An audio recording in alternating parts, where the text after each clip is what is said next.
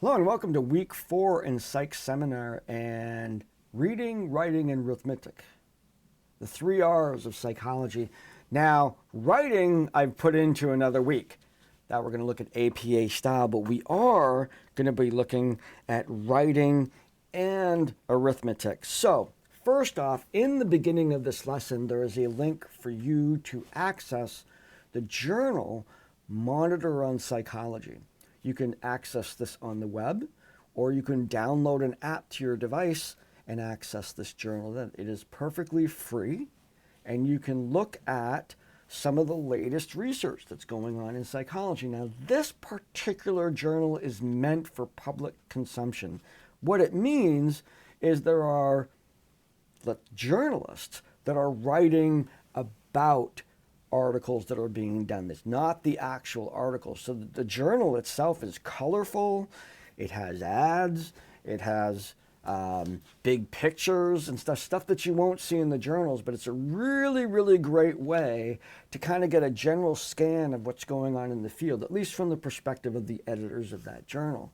It's the official journal for membership within the American Psychological Association. In addition, there's an important part of each issue which is going to come up later in your KVCC career, and that is the in brief section. I want you to be able to navigate this journal because later in your coursework here, when we enter into statistics, you're going to be using that in brief section to expose yourself to some of the latest research that's going on. They just provide brief anecdotes.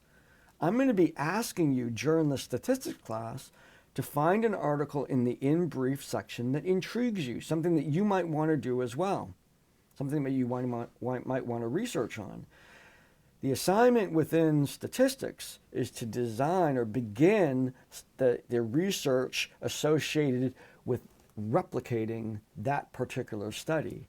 We then put a proposal together within statistics, and that carries over to the methods class. And the methods class, we spend learning how to put it all together, with the end project being a replication of that study. So it's good to start looking at that now. Look at the interesting things. They usually pick really interesting things to go in there. Not everything's going to be interesting, but there's a great journal. I read it every time. I go right through it, just kind of scan. Don't read all the articles. I pick the ones that are really interesting to me. And it's just a nice, quick dip into the lake of psychology research. So make sure that you access that journal. Start reading it on a regular basis as you're becoming the psychologist you intend on being. Now, let's see here. The discussion, okay? This is the only thing you have to do this week. This lesson is spread out over more than 1 week. The only thing that you have to do is the discussions, and we're going to be focusing on math. We're going to be focusing on your confidence in statistics and other maths, and kind of just having a conversation about that, because math is a science, is a language of science.